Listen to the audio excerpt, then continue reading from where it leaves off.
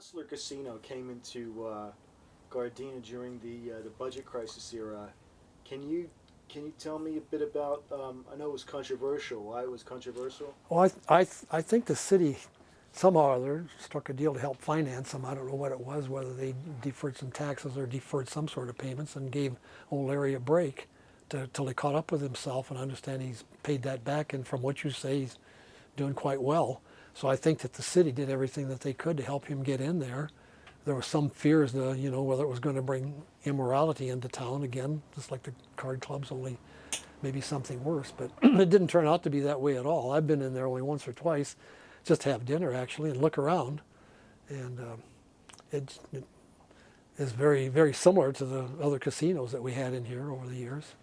And I guess they're paying pretty good taxes. The card clubs used to pay the lion's share of the taxes in the city for many, many years, and I don't know what the breakdown is anymore. Do you remember the kids going to Disneyland? Oh sure, oh sure, hell yes, my kids did. Let your friend Blaine Nicholson, you'd go down and sign up for the birthday club, and every year just before your birthday, I don't know if they sent it in the mail or whether you could stop at the card club, and they would give you ticket books, the books, and a bus to go out there, and a chit for a box lunch, and the kids were able to take one parent with them. So the wife and the two kids would jump on the bus, and a lot of kids in the neighborhood probably, and they'd all go out and spend a day at Disneyland based on that. That was great. You said your brother worked for Disneyland security? Yeah, he was hired by Walt Disney before the park was before they opened up Disneyland, and he helped hire some of the original employees there, and as part of the personnel department. And then when the park opened, he was head of security for a year or two.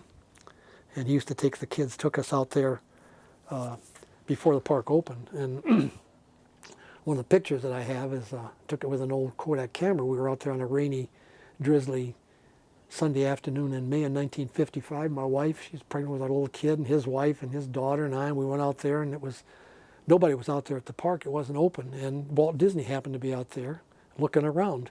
And we were standing in front of the castle, which was still being built. There's cement mixers out there and sand and everything. And Walt Disney happened to walk up, and we were the only others in the park. And he stopped and talked to Alec, and he introduced us to him. And Walt Disney had on boots, and his pant legs were rolled up, and he had a red bandana tied here, and a nice sports jacket, and he was talking.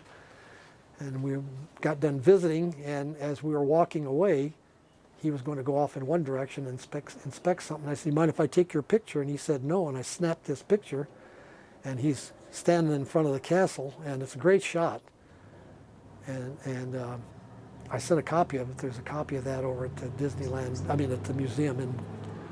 But I don't know if I shut the sound off. I still have the negative.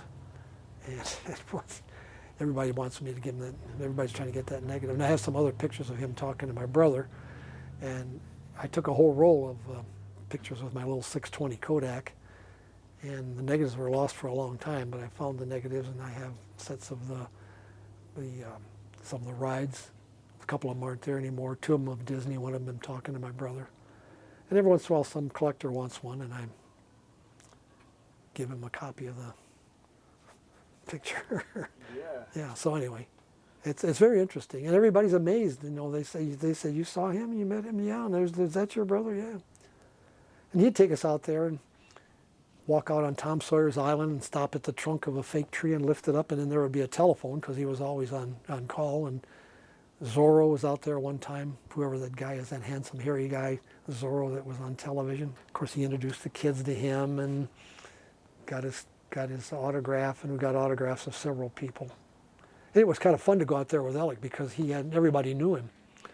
And the marching band, that marches down Main Street, the leader of that band was a pretty famous band leader for SC for years. And of course, that was a big attraction down there because he would come marching down Main Street, blasting out. And whenever they saw my brother, who didn't have any kind of a uniform on at all, he'd be walking up and down Main Street checking things out. And whenever they saw him, they'd start playing Bill Bailey. That was his favorite song. And whatever the band was playing, they would stop whatever they were playing, and if it was a Mickey Mouse song or whatever it was. And so Alec died of a heart attack at age 59 too. We miss him very much.